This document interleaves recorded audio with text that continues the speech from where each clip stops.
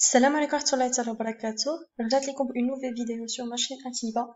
في هاد لا فيديو إن شاء الله غادي نتكلموا على لي موليكول أورغانيك، الجلوسيد، لي ليبيد، غنتكلموا على بزاف لي بروتيين، نتكلموا على لا دي ان، غنتكلموا على بزاف وغنهضروا على كل حاجة بلاصة اللي خصها تكون فيها ولي ديتاي اللي خصهم يتعطاو فيها. دونك فوالا، اول حاجه غنبداو بها هما لي غلوسيد. الوغ لي غلوسيد شنو هما؟ tout simplement هما دي سكر ولا دي زيدرات دو كربون. علاش كنسميوهم هيدرات دو كربون؟ حيتاش مكونين من الكربون، من الاكسجين ومن الهيدروجين.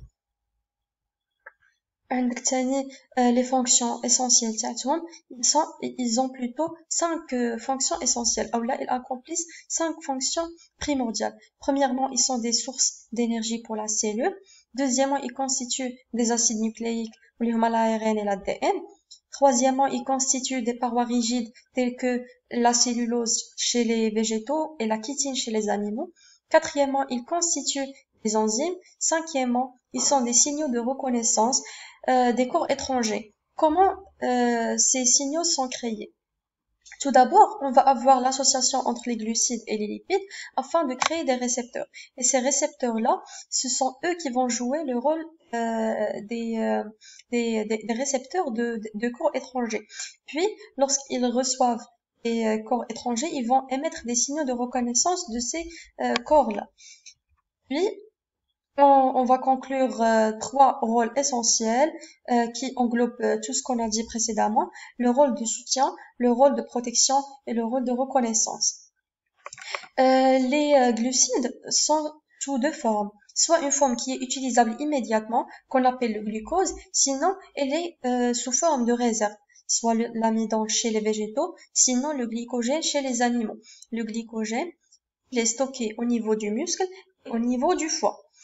Et ce glycogène-là, il est bien sûr fourni par l'amidon des végétaux, puisque les animaux sont des hétérotrophes et ce sont les autotrophes, c'est-à-dire les végétaux, qui vont créer leur propre amidon, c'est-à-dire leur propre réserve, et ils vont le fournir aux animaux. Donc voilà, maintenant on va parler des types des glucides.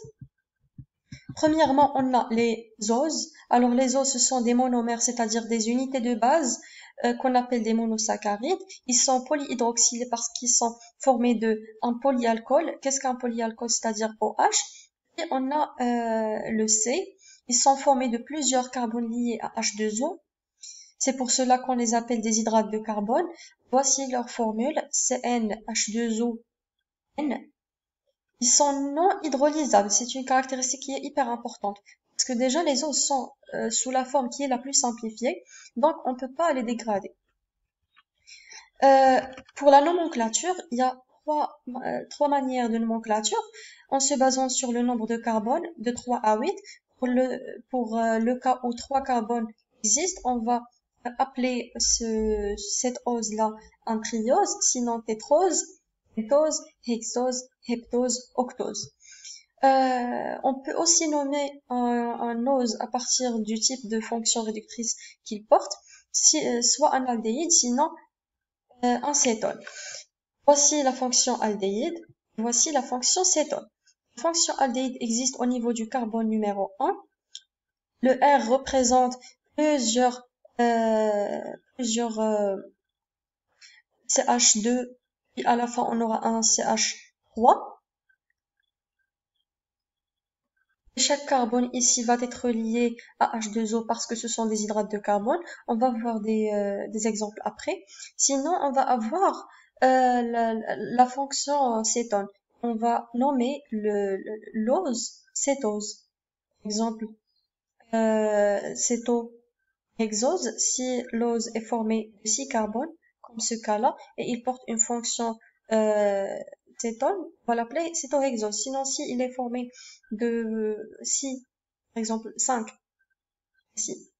donc 5 carbones, et il est lié à une fonction aldéhyde, on va l'appeler aldopentose. Ces deux fonctions-là se sont appelées des fonctions carbonyles. On a 2 cas pour le triose. Le triose, c'est la forme qui est la plus simple, c'est-à-dire lorsque l'ose est formée juste de 3 carbones. Si il est formé de 3 carbones et il porte une fonction aldéhyde, on va l'appeler glycéraldéhyde. Sinon, on va l'appeler aldotriose. C'est la même chose. Pour le cétone ou le cétotriose, lorsque le nombre de carbone est 3 et il porte une fonction cétone, on va l'appeler dihydroxyacétone. Maintenant, on peut combiner les deux formes de nomenclature afin d'avoir une troisième. C'est-à-dire, on va combiner entre le nombre de carbone et le type de la fonction réductrice. Par exemple, ici, on a 5 carbones, donc on va dire aldopéntose, parce qu'on a une fonction aldéhyde et 5 carbones. Pour cétohexose, on a une fonction cétone, on a 6 carbones. Maintenant, parlons de la configuration spatiale. On a 3 configurations spatiales, 3 isoméries. La première isomérie, c'est lorsqu'on dit qu'on a un énantiomère L ou D. D'abord, on aura 3 conditions à satisfaire. La première, c'est que la molécule doit être sous la forme de Fischer, c'est-à-dire une structure qui est linéaire et plane, comme celle-ci. Sinon, si on a par exemple une représentation projective, on doit la transformer en Fischer, puis on va déterminer s'il s'agit d'un énantiomère L ou D. On doit aussi avoir un carbone qui est asymétrique, c'est-à-dire ce carbone-là doit être lié à 4 radicaux qui sont différents. Et les énantiomères, ce sont des images l'un de l'autre par un miroir. Alors là, on a une molécule. Ce carbone n'est pas un carbone asymétrique parce que là, on a une double liaison. C'est comme si on a par exemple 2 oxygènes. La double liaison va transgresser cette loi, c'est que le carbone doit être lié à 4 radicaux différents. Là, il n'est pas lié à 4 radicaux différents. Celui-là, il a un carbone symétrique parce que de ce côté-là, il est lié à OH, de ce côté-là, à une fonction aldéhyde, de ce côté-là à H, de ce côté-là de CH2O, OH. Donc là, c'est un carbone qui est asymétrique. Lorsqu'on a un seul carbone asymétrique, on va voir si le OH existe à sa droite, sinon à sa gauche. Si le OH existe à sa droite, on va dire que c'est la série D. C'est l'énantiomère D, parce qu'il existe à sa droite. Il commence par la lettre D, donc on va l'écrire ici.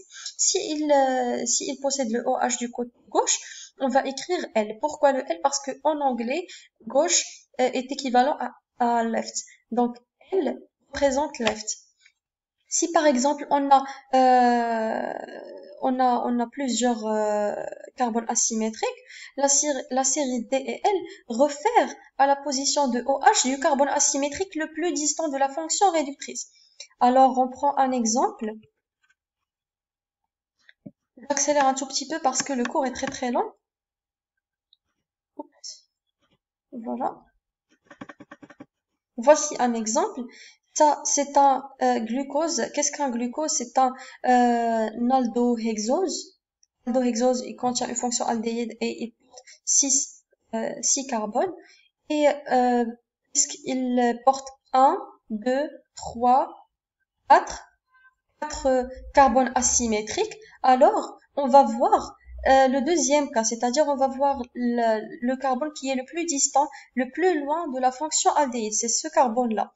Puisque le OH existe à sa droite, alors le nom doit contenir la série D. Donc on va dire le D-glucose. Voici le L-glucose. Le carbone qui est le plus distant de la fonction, c'est celui-là. Il porte le OH à son côté gauche. Donc on va écrire le L-glucose. Je pense que c'est simple à comprendre. Donc pour savoir le nombre des stéréoisomères qu'on a, tout simplement on va effectuer cette opération-là, 2 à la puissance le nombre des carbones asymétriques. Par exemple,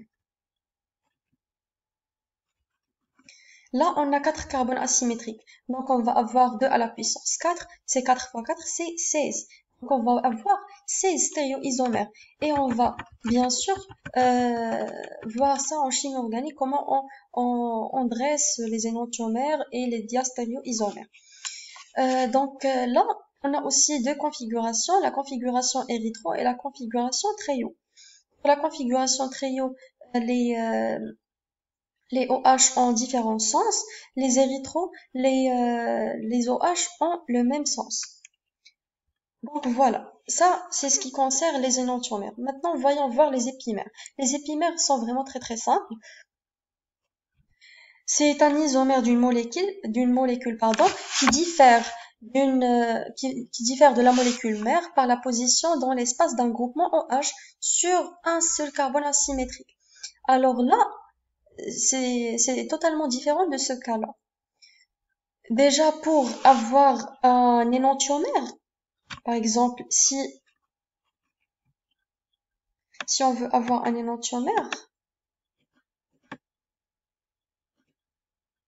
comme vous voyez là, ça, c'est une molécule de glucose. Lorsqu'on fait son image par un miroir, on obtient cette molécule-là. C'est le L-glucose. Ça, c'est le D-glucose. Ça, c'est le L-glucose.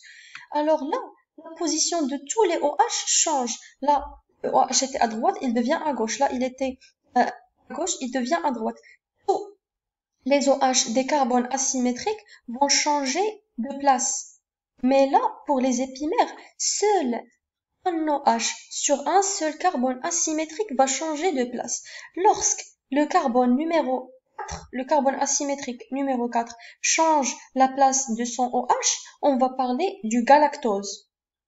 Si le glycose change au niveau du carbone asymétrique numéro 2 la place de son OH, au lieu d'être à droite, il va devenir à gauche, on va avoir le mannose. Voyons voir comment ça se passe ou comment plutôt on peut dessiner cette molécule de galactose et de glucose et de mannose. Alors là, on a le glucose.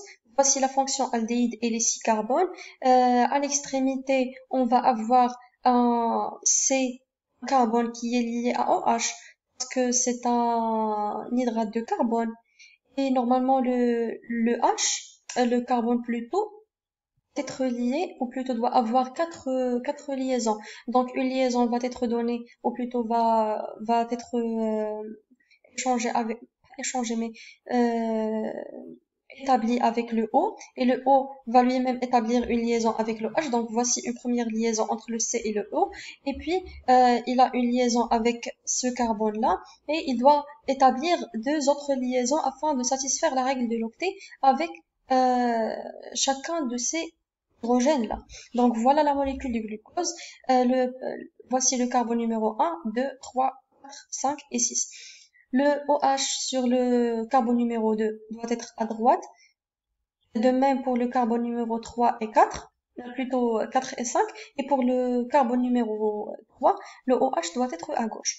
Voyons voir l'épimère en carbone 2. Voici le carbone 2. Le OH, au lieu d'être à droite, il doit être en à gauche.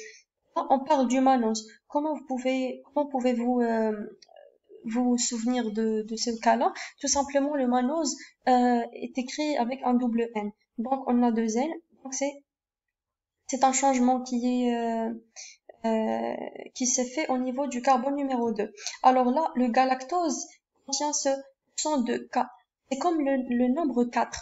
Alors là, le changement s'est établi ou s'est fait au niveau du carbone numéro 4. Alors voyons voir ce changement-là. Voici le carbone numéro 4. Le OH est à droite, il devient à gauche. Voilà. Alors, puisque tous les autres OH ont gardé la même place, alors on ne peut pas parler ici d'un énantiomère, mais on va parler d'un épimère parce que le OH a changé de place.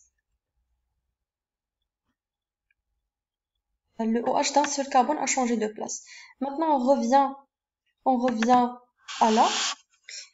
Pour les énantiomères, lorsqu'ils changent, par exemple, si on met un énantiomère et devant un miroir et on obtient son image, seule la série va changer.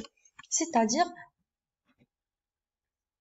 on va obtenir soit le D, soit le L. Mais lorsqu'on change un seul carbone un seul OH au niveau d'un seul carbone, le nom totalement va changer. On va pas changer la série parce qu'on n'a même pas la série ici, on parle pas de la série, mais on parle du nom. Alors là, le glucose, lorsque son carbone numéro 4 change la place de son OH, alors on obtient le galactose. On change totalement le nom. Alors là, on change juste la série. On a le D puis on a le L. C'est clair. Maintenant, passons aux anomères. Anomère alpha et anomère bêta. Alors là, pour